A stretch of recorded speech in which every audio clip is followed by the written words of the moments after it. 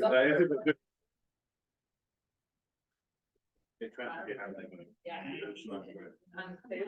are you doing? Well, thank you. Did you learn Bible? Yes, it was my first mentor.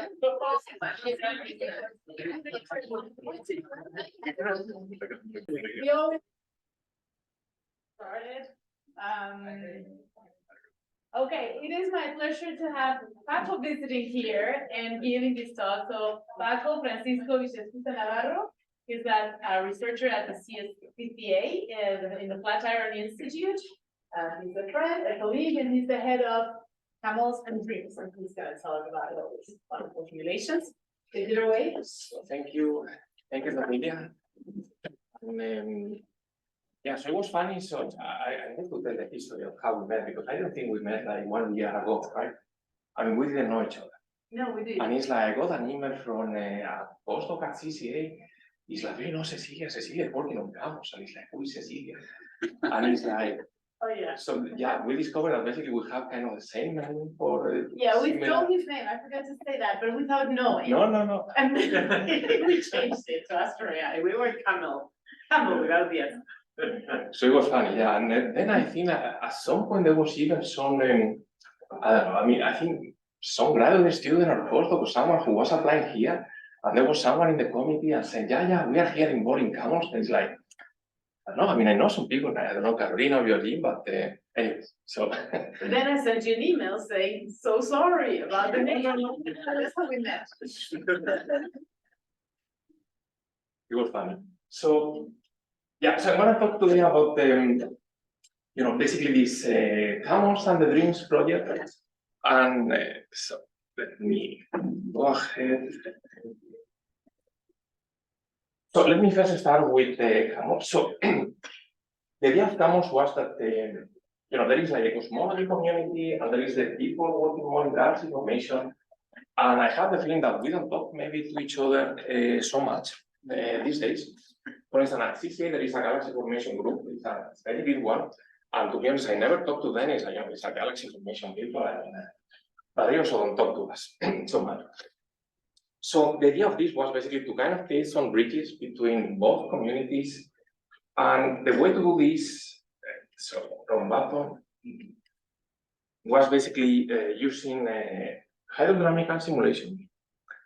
And very importantly, machine learning. So machine learning is kind of a glue for us to put basically all these things together. So Camels stand for cosmology and astrophysics with machine learning simulations. So it's right now a very large set of simulations. I think it's the largest set of these kind of simulations ever run. We have simulations. These are traditional embodied, so gravity only, so nothing in particular. The other one are state-of-the-art hydrodynamical simulations, and we have like 8,000, which is that's kind of the largest. So I thought that maybe to show you some movies about these simulations, I spend way too much time doing these movies, so that's why I need to show you this. So what you can see is one particular simulation. In blue, you can see the gas density, and in red, you can see the gas temperature. So this is one of the 8,000 that we have. And the reason why we need to run this simulation, these are very expensive simulations. And the reason for doing this is because these are kind of the most accurate theoretical predictions that we can get if you care about like the phase space of dark matter, the phase space of gas, or any properties about gas, like temperature, electron density, neutral hydrogen, and all these kind of things. And the process of galaxy formation is like very complicated. You can see that the dark matter is clustering, forming dark matter halos. Gas is falling, is cooling down, is forming stars. Stars are exploding, this will be supermassive black holes. And galaxies are also merging, are accreting gas, and so it's kind of really a mess. So this is kind of the best, I would say, theoretical predictions that we can get these days. So so this is one particular one. And something that was very important for us is to don't rely on a single, let's say, model. So The idea here is that we have these cosmological simulations. So these are, you sample cosmological volumes. We're talking about, let's say, tens of megaparsec. But even at this scale, we need to care about astrophysical processes. Like, for instance, the formation of stars, or like the feedback from supernovae or supermassive black holes. And the thing is that we cannot really resolve so many orders of magnitude. Right now, it's too computationally expensive to solve so many orders of magnitude. So basically, people in the community, what they have been done is to develop some kind of subgrid physics, that is basically some kind of phenomenological models, where we don't really resolve, how you form the stars or how you form supermassive black holes, but we have some kind of simple recipes on how to do these things.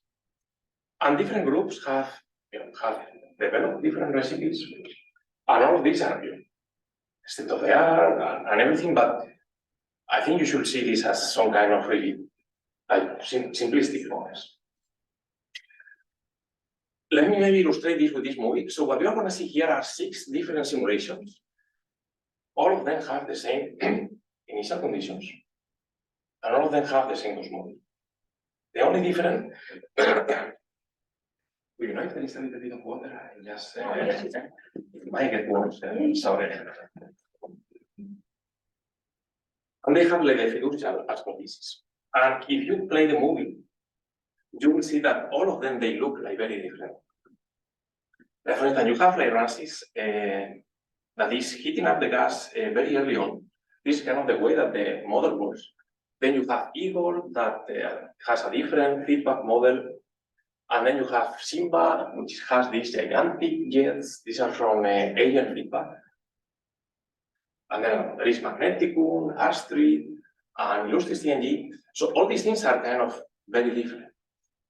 But basically all of them, they reproduce kind of real data at low resolution. And this is by construction, because all these models has been basically tuned to reproduce kind of things like stellar mass function or LISA on these things.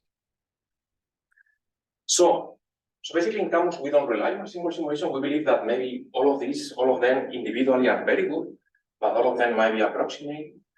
And the whole idea of this,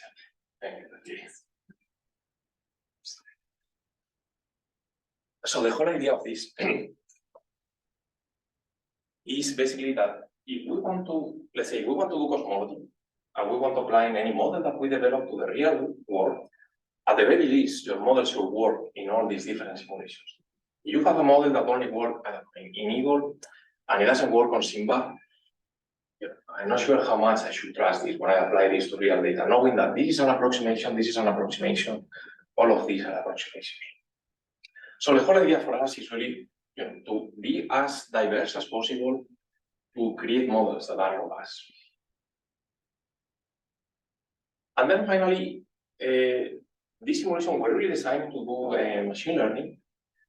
So every simulation has a different random seed, and you can see that the morphology of the cosmic web is different for every simulation. Every simulation has also a different cosmology, and every simulation has a different astrophysics. For instance, how much energy you release with supernovae or in supermassive black holes, this is different from one case to the other. So the whole point here is that you have this very large parameter space, you have cosmology, you have astrophysics, and what you want is to sample this parameter space as densely as possible. Because if you need, let's say, a new point in parameter space, you probably don't want to run another simulation that is going to be very expensive. Maybe you want to use machine learning to, let's say, run the simulation for you.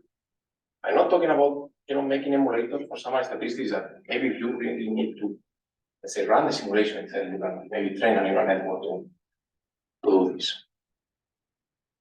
So that's basically the idea. And yeah, I mean, any question that you have, feel free to interrupt me. I know this thing super well. Yeah, so I'm going to talk about a little bit. So when I was preparing this talk, I realized that maybe I have been working too much on these graph neural networks, because I will be talking about several things with this.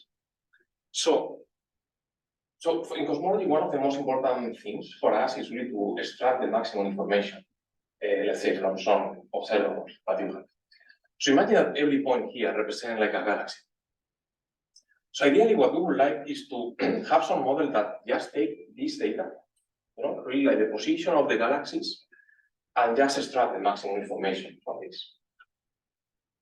So in cosmology, the typical thing that we do is to put all this data into a regular grid, and that's fine. But the problem with regular grids is that the grid size basically determines your resolution. If you want to, let's say, in the best case, you would like to have a grid size where you only have like one galaxy per voxel. In that case, you will not lose any information. If you have two galaxies in a voxel, you will lose information. You cannot distinguish where they are. So the problem with grids is that you can have a very fine grid, but then it's going to take a lot of memory. You can have a gigantic grid, and most of them is going to be filled with zeros. So there are, I think, better ways to represent this data, and one of them is as a mathematical graph, which is basically you have like the galaxies and you can connect them with some particular way. And the task here is basically, is estimate what is the probability of some cosmological parameters in our case, given the graph itself. So like you have this mathematical graph, you put it into some kind of neural network, and the neural network is, in principle, should give you like a full posterior of the cosmological parameters where this thing is. The advantages of this is that you only need like the galaxies to represent the graph. So let me explain. So a graph can be mathematically described by the nodes. So these are basically the galaxies where they are, and some edges that are basically the connections between the different galaxies. And the nice thing about this is that there is not like a minimum scale. You can have two galaxies separated as close as possible. You can just link them. So you will not have a gigantic grid that will occupy a lot of space. This is like very, very nice. Please. So is it flexible enough that you can then add, you talked about adding another data point, so you could add galaxies and it will be the same neural network, even if you change the size of the image, it's okay. Exactly, and it is flexible. So for instance, the number of points can be different from one case to the other. And Can I just ask, in the simulations, you had not just galaxies, but you also had, say, big jets that would extend out, and presumably they might, affect neighboring galaxies. How do they get parameterized in this? Yes, so far we are not. Okay. You can probably put this as some kind of feature on these things. I mean, you can associate properties to these, let's say, nodes. You can have like a node feature.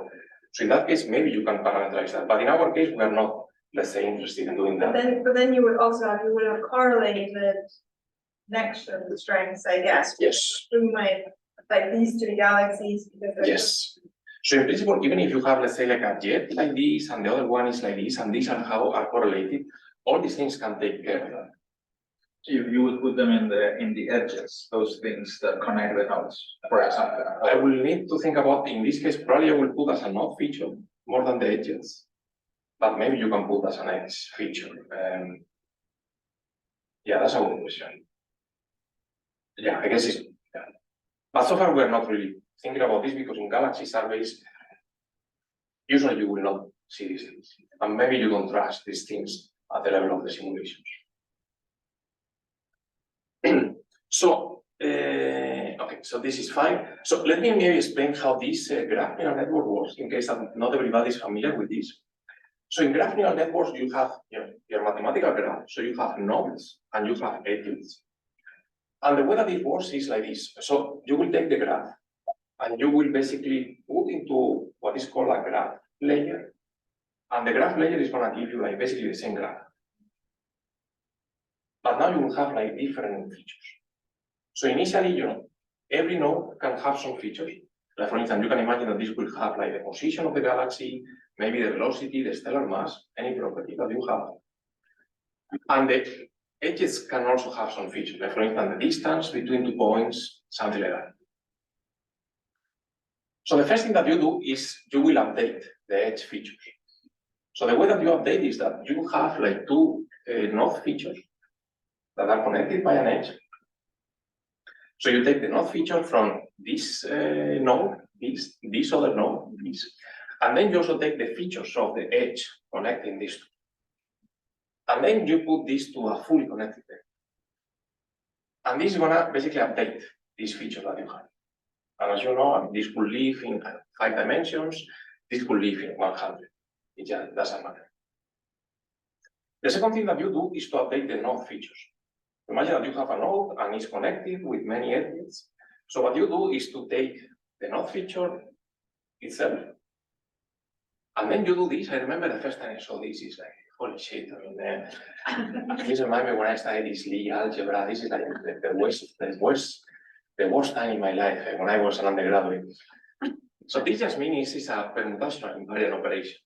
Like for instance, this could be like the maximum, or like the mean value, or like the sum. It's like you have a collection of vectors, you need to do some operation that is permutational invariant. So you can just usually represent in this case, in this way. So basically you have your node feature, you take the property, and you take the properties of all the edges that are connected to it. You do this permutational invariant operation. And then, if you have any global feature, you can put it there. And then you pass this to another fully connected layer. And you are going to update the node features in this way. And basically, by using these two things, you have like one graph, and now you go to another graph where all the nodes and edge features has been updated. And you can do these things several times, multiple times. And this is the way that you are going to update information from all these things. And this is now basically taking information from all the different nodes. It's going to extract information from all, like the structure of all these things. So at the end, you will end up with a graph. And with a graph, you can just do the same operation, now with the node features like this, and you will end up with a vector. So putting everything together is like you have a graph, you can pass through several layers, and you can end up with a vector. And this vector can be like the latent space, for instance, if you have a normalizing flow, or whatever thing you have, but now you can use this to do parameter inference. And yeah, so in our case, we use, okay, so this is important. So in our case, we create the model to be SE3 invariant. Basically, we're imposing by hand, let's say, these symmetries. And the reason for this is because we know that these symmetries are there. You can have a graph, you can rotate the graph, the cosmological parameters are going to be the same. And it can be, it has been shown that by imposing this kind of inductive biases, you will train faster and everything will be better. So the way that we do this is the following, is that imagine that you have two galaxies here, this and this, and you have the position of this galaxy, xi, and then you have some node features. This could be like, for instance, the stellar mass, or things like that. So what we do is to define like the geometrical center of the graph. This will be basically any point in the graph, it doesn't really matter. And from this point, that this has to be there always, you can now compute these two vectors.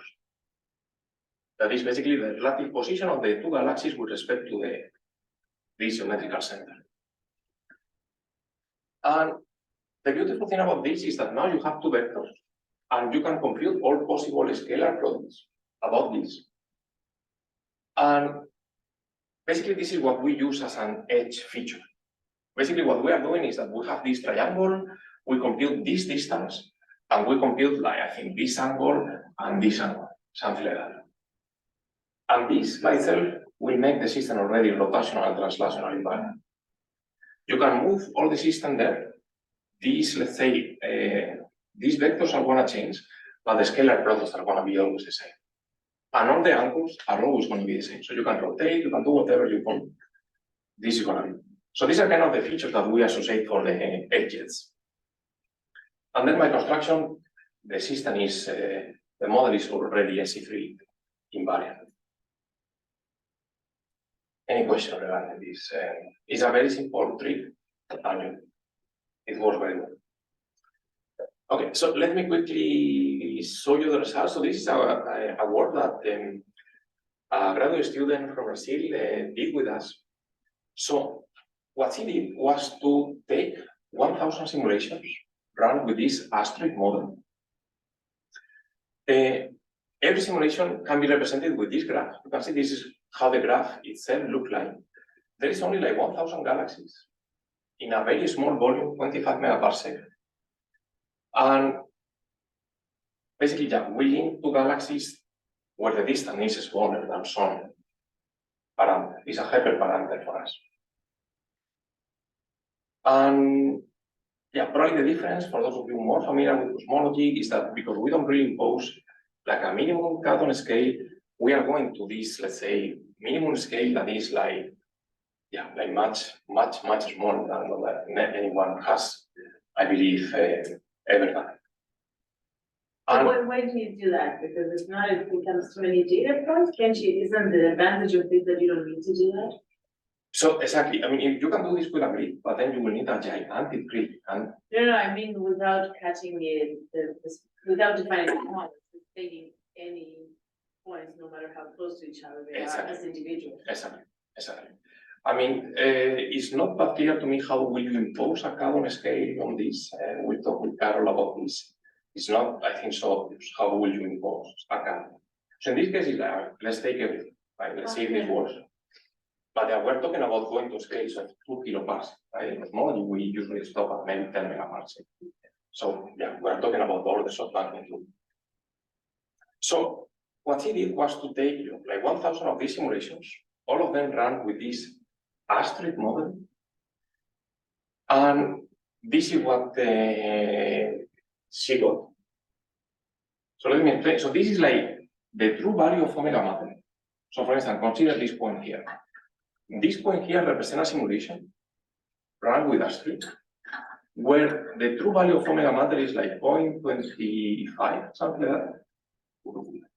You take all the galaxies in this simulation, you create the graph, and then from the graph you pass into the network, and the network is going to give you like the mean of the posterior and the standard deviation of the posterior, or it can give you like the full posterior, doesn't matter. But let's see what is represented here. And this is like the predicted value of omega matter. So the closer that you are to this line, the better. So this is what happens when you train on simulation run with asteroid, and you test on simulation test with asteroid. This is already marginalized over baryonic effects and all these things.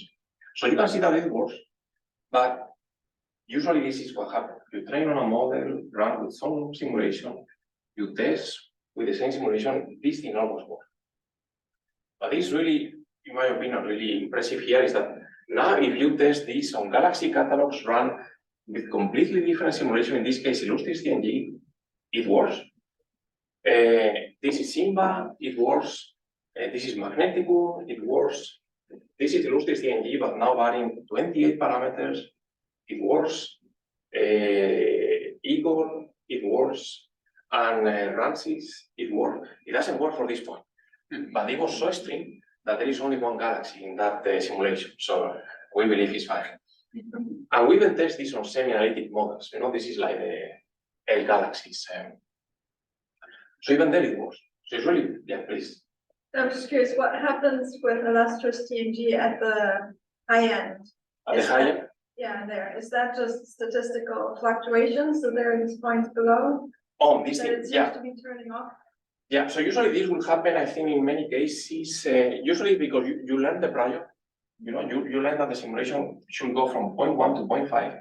So usually this thing will try to avoid predict anything be above 0.5 because it has seen this prior.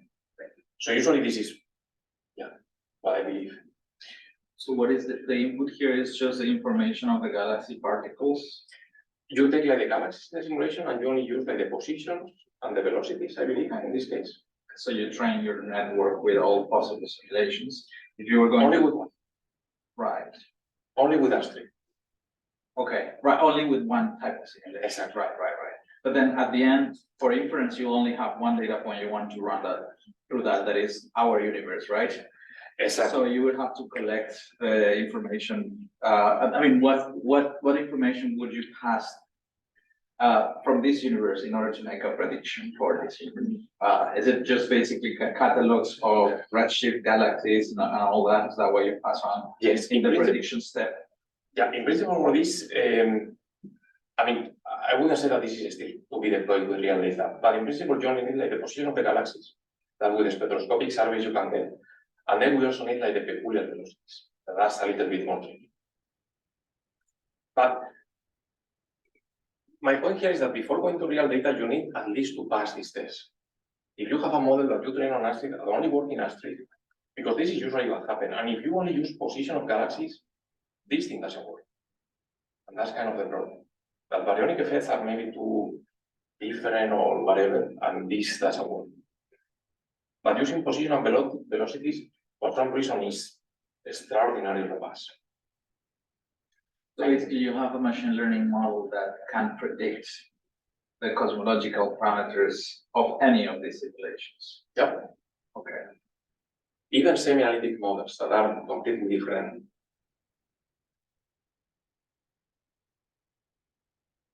Please. Presumably you are using the same halo finder for each of the different models, because otherwise that gets a mess. Very good question. I think, yeah, for most of them it's like SATFINE, but this was Velociraptor. Right, So I don't know how different it is to SATFINE. I don't know either, but they could not be. Yes, but that's a good point. Yeah, we also have like Amiga, Catalog, and Rockstar, but yeah, it would be nice to try. Because I presume that might also set a minimum scale on the distance between galaxies is what these algorithms can resolve. Because when things get close together, particularly like satellites, it goes to, oh, Exactly. I agree. But even, yeah, Yeah. even for me, even like 10 kiloparsec will still be, and at this resolution, I think 2 kiloparsec should be fine. So, okay. So then we tried to do some kind of interpretation of what was going on. So this is a work done by Helen. So Helen, I believe, is coming here as a graduate student either this year. I think so. She was here in the visit, I don't know. I think so. Unless she changed her mind, yes. So let me explain. So basically, she tried to see what exactly is this network, this really amazing tool. So, as I told you before, you can, in a GNN, you can express, like the edge features, you can, it's kind of a bit, maybe the resolution is not good, but you more or less see that this is like some fully connected layer of these properties, and this is kind of the way that you update the edge features, the node features, and then, appear. So, you can basically put everything together in this kind of formula. If you put all these things together and you only have like one GNN layer, and these are fully connected layers. So because these are fully connected layers, and if the dimensionality of the things that depend on is not very high, then you can use symbolic regression to basically try to get an analytic formula for this. So this is what she did. It looks simple, but in practice, it takes more time. And yeah, she was able to derive this formula that, this is one of the things that blow my mind, right? I mean, you take the formula that looks horrible, and it's horrible, right? But you plug it into a galaxy catalog, and it's gonna give you like the value of omega 1, within a given area. So, yeah, I have no idea what this means. People usually say symbolic regression is gonna be more, it's gonna be easy to interpret. I mean, not in this case. But those are equations for the updates of the nodes and edges, or what are those equations representing? So in this case, it's kind of like the final equation. It's like you have like the first, for instance, this thing represents the way that you update the edge features. And this second one represents the way that you update the node features. So this is kind of like the combination of these things. So for instance, this is like the edge feature. This is the way that you update the node features. And if you put everything together, you get this. So in principle, yeah, it's like a single formula, a little bit long, but yeah. And it's really remarkable, in my opinion, that this formula works for Halo catalogs run with different. In this case, we check with different Halo finders. it worked in all these hydrodynamical simulations, run with different cosmologies, different astrophysics, different codes, probably different bugs. So, yeah, it's really, So the inputs here are velocities or? yes, the input are basically the velocities, the peculiar velocities, and then, yeah, like the positions that are defining these kind of angles and distances. You have one equation for each cosmological parameter? Or only- No, the equation works for everything. Oh, it's a single equation. It's a single equation. You just take the position of the halos of the galaxies and the velocities, just put it there and that's it. Yes. So I see a lot of absolute values, so that's because of the ReLU. If you phrase these equations with ReLUs, they might look simpler actually. That's a good question. You do what? You do that, Don? I'm assuming that the neural net's using a ReLU because I see a lot of absolute value of some quantity plus something times the same quantity, maybe with different constant offsets. Yeah, That screams ReLU, and if you phrased it, like if you wrote it out using ReLUs instead, it might actually look simple. that's Well, I mean, the 0.77 to the power 3.2, like some parts won't look simple. It might look. that's a good question, yeah.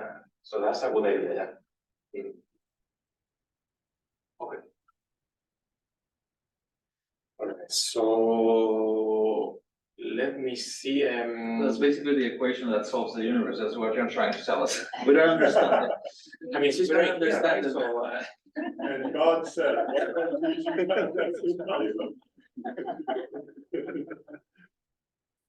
no, but I mean, I was still impressed, right? I mean, she did this when it was like, I think, her second year undergraduate, and again, for undergraduate doing this is, so you always get the best students.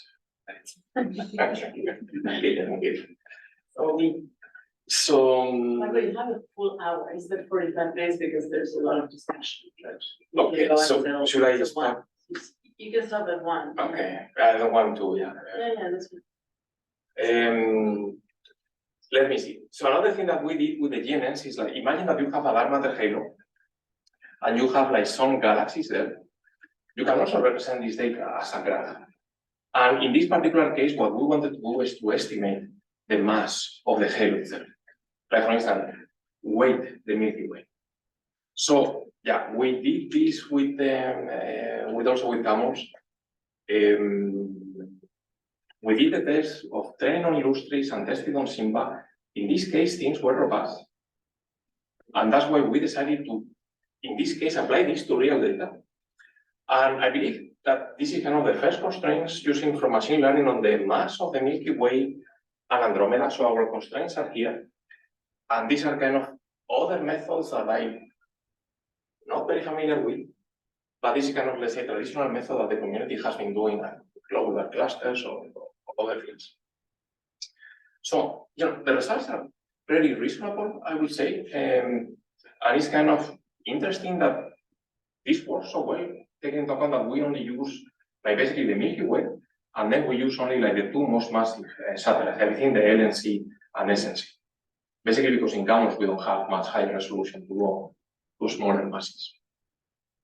So the reservoirs are large, but still, given the fact that we only use two satellites, is quite impressive. And this is already marginalizing over astrophysics. We also marginalize over cosmology. I'm not sure why will you do marginalize over cosmology for this, but okay. So let me quickly talk about the images now. So in CAMOS, because we have these different fields, we have produced like a lot of different images. For instance, this is how different fields look like. I don't remember. This is probably, yeah, I don't remember. Cold dark matter. Yeah, I should know because I did all this, but I don't remember. But we have like different fields, and we have like thousands and thousands of these, let's say, images for different simulations. Each of them will have a different cosmology, and each of them will have a different astrophysics. All this data is public, as most of CAMOS is already public available. There is I think already like 2 petabytes of data. A similar number of complaints from the system administrator is fucking backwards, always. So Yeah, so recently, Carol and Eugene, with Victoria and Ayantara, and Core has done, I think, this really impressive work, and also in this paper, but I mean, they have really done absolutely everything. So the idea here was to, if someone gives you like the stellar component of an image, this is maybe something that you directly observe, can you infer like the underlying dark matter distribution? And what they did was basically to use GAN to train on this. So they have, stellar images from many different of these images, with different cosmologies and different astrophysics. And they train basically like a diffusion model. Because in this case, you don't want to do a deterministic mapping. You can go from the stellar component to the dark matter component, but we know that there has to be some stochasticity there. We know that there is not a one-to-one mapping between this. And diffusion model are, I think, really the best thing for doing this sampling of the posterior. So this thing worked very well when trained on camels. You train, for instance, I think also in Astrid, it seems to be the best. We love Eugene. I mean, yeah, for some reason, I mean, maybe you can explain Eugene, but the Astrid for some reason extrapolates like much better than other simulations. And I don't know if we have really an explanation for that. But yeah, I call some magic there, but I don't want to tell you. but is there any reason? I mean, I would like to also know. But because it's more, the parameters are maybe more. More diverse. It's more diverse. Yeah. Yeah, so these days, basically for anything that we do, we usually train on Astrid because really extrapolates like very well. Anyway, so they train using this. And what, in my opinion, is very surprising is that the model extrapolates also like surprisingly well. So they train on this 25 megaparsec. This is not really what they train. These are just regions from this. But they train on this kind of a small images, and then they were able to put this in this kind of very large image, coming from a simulation where the resolution is different and where the volume is like much, much larger. And then what they show is that you can take this as an input, and this is one sample that you get from the diffusion models, and this is kind of like the truth. And if you compare like the different regions in the bottom, it's really remarkable how well this works. And this is kind of purely extrapolation model, I would say. So it's really, remarkable. And I mean, Carol and Eugene are here very sure they will tell you more about this. Okay, so since time maybe running a bit out of time, I will maybe skip this. There is also this very nice paper, also from people here, and I'm gonna skip it. Yeah, so I don't know. So this is kind of a polemic paper. I'm gonna just very briefly mention about this. So we have been with the GNN seen that if you now go to very, very small scales, you are able to extract information. So at some point we thought, how much can you push these things? Can you extract information if you go all the way down to one single galaxy? And this is really like, we're talking about extracting cosmology from one single galaxy.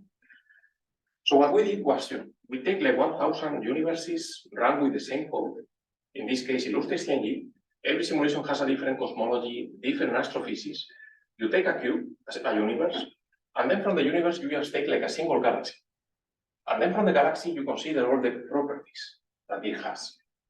And then, the cosmological parameters of this galaxy because it's coming from this universe, exactly. And then you train a neural network to basically, given the galaxy properties, infer the cosmological parameters.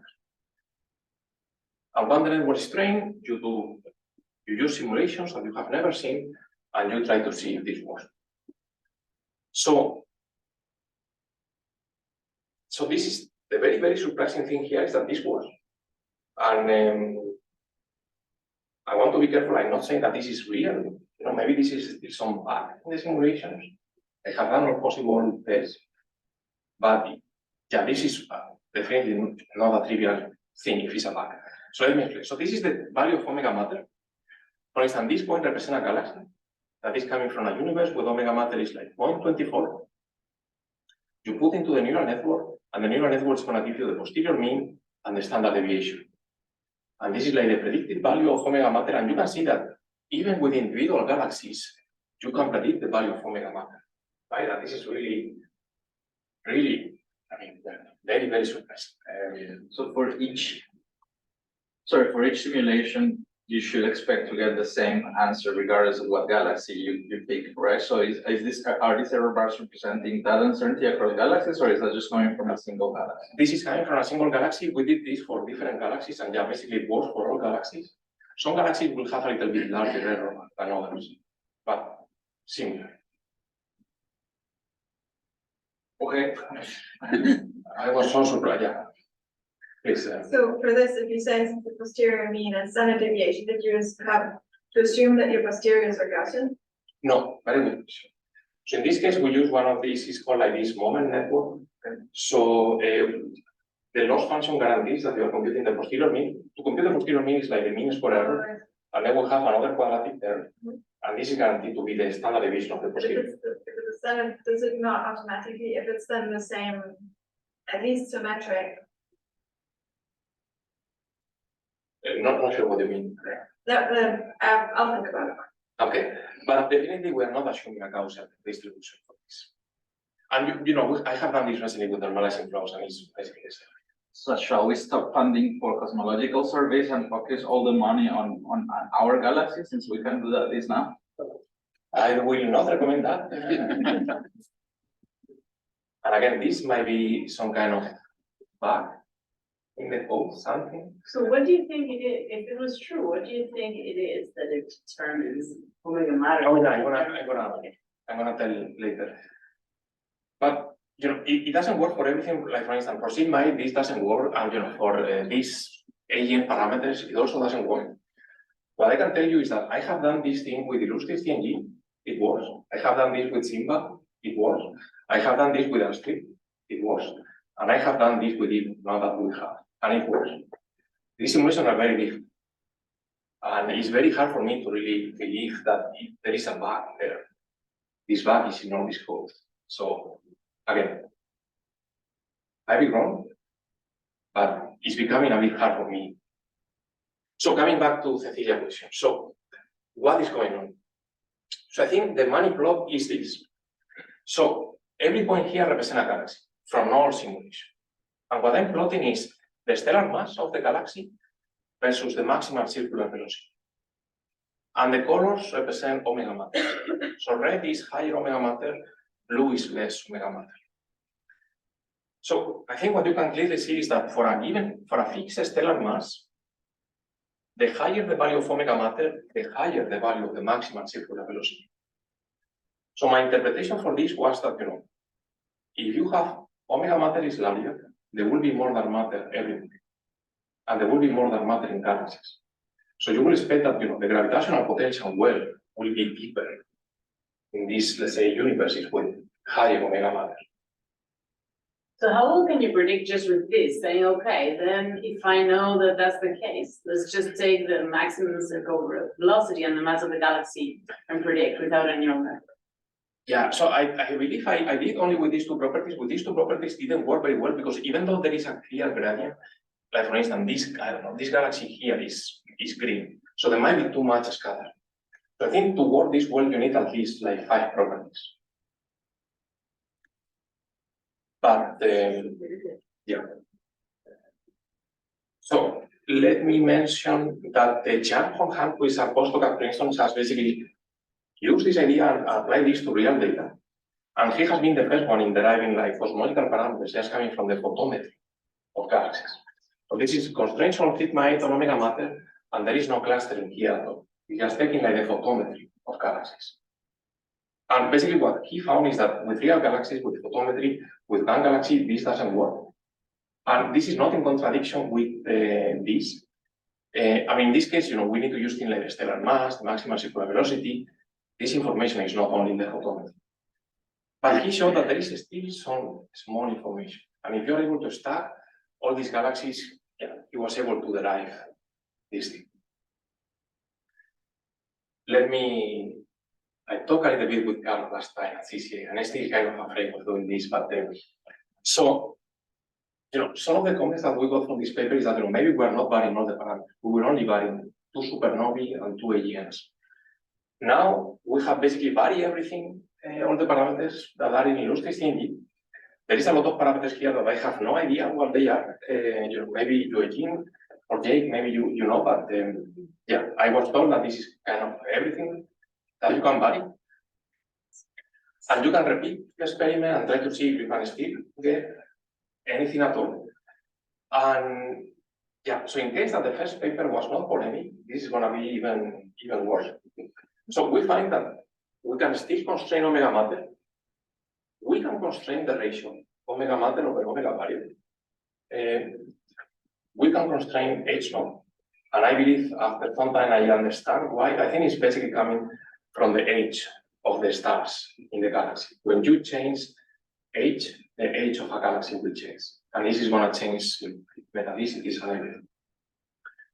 And then, we are also able to constrain the slope of the IMF, which is again a very surprising thing. But I think for that also we have like an explanation. So again, everything might be wrong. It might be some bug that Volker maybe put the code, but I don't believe that in all these different codes. So You're not calling these dreams? no. Just So can't wait to hear what dreams is then. yes, sorry, yeah. So let me just finish this. So this is like the second thing that I want to talk is like the Dreams project. So this is kind of something similar to Camos, but the idea here is to go to even smaller scales than what we have now. And now, more than really learn about cosmology, we want to learn about the properties of dark matter. So dark matter is one of the most fundamental problems right now in physics, and we would like to know the properties of dark matter. So the whole idea here is to run a very large set of state-of-the-art hydrodynamical simulations with, let's say, higher resolution than Camos. So we can resolve, like for instance, the internal structure of galaxies and all these things with different dark matter models, but also varying astrophysics. And basically, train neural network to us is like, can you find some observable that is sensitive to the nature of dark matter while marginalizing our baryonic heads? And now it's like, can you do a field level approach? It's like, I think people traditionally have been, for instance, looking at the satellites of galaxies, like particular statistics. With these kind of things, it's like you can just put everything that you have there and just ask. So, yeah, this is a little bit what we want to do for all dark matter. We want to run cosmological boxes, but this is like Camos, but then Milky Way zoomings, and we also want to go into the dwarfs regime, and then do something similar with world dark matter, these ethos models, and even all the way to atomic dark matter. Let me show you a movie. So these are two simulations with the, let's say, same initial conditions. This is run with cold dark matter. This is run with world dark matter.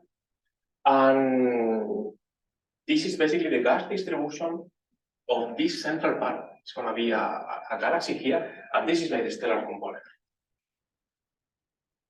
So you can already see that the world dark matter will produce this kind of more diffuse elements. And it's going to produce a beautiful, I think, a spiral galaxy, a redshift 0. And I mean, if you look at this from time to time, you can see some explosions. And these are probably supernova feedback. And even if you start with the same initial conditions, same cosmology, same astrophysics, like everything is the same, the galaxy is not going to look exactly the same. And the question is like, is this something that is maybe coming from, the properties of dark matter, in this case, like thermal velocities, OB, or maybe not. So this is kind of the idea of this project, trying to see if you can see, I mean, galaxies look kind of similar, but they are not identical. And this is all the way looking at the center of the gravitational potential. When if you look at the distribution of satellites, they are quite different. Yeah, so these are examples of how some of these central galaxies look like. And there is a very diverse set, we vary the dark matter model, but we also vary astrophysics. And yeah, we are basically starting this thing in case that anyone is interested in these things. And let me maybe just talk about this last one. So this is a work that Tripp, who is a student at the MIT, has done. It's basically inspiration of the work that Carolina did recently. So the idea here is that you have a dark matter halo, and you have all the satellites, and in cosmology it's very important to populate with galaxies halos, because we cannot afford to run hydrodynamical simulation on very, very, very large scales. So what Tripp has done is basically, combine transformers with the diffusion models to basically learn how to populate dark matter halos with galaxies. And this is using like DREAMS data, so very high resolution simulations. And these points represent like the position of the satellites, and the size is like the mass of the satellites. And that's what happens when you vary, like for instance, this world dark matter mass. There are very small differences, but for very warm models, you can really see some effect. So with this, and yeah, you can do other things, and it works like very, very well. So I think I should conclude here, and yeah, thank you very much.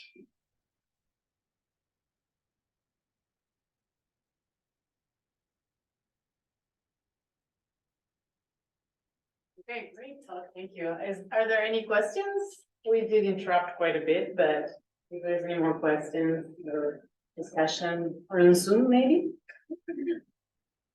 No? Okay, then we can continue discussions over lunch. Let's thank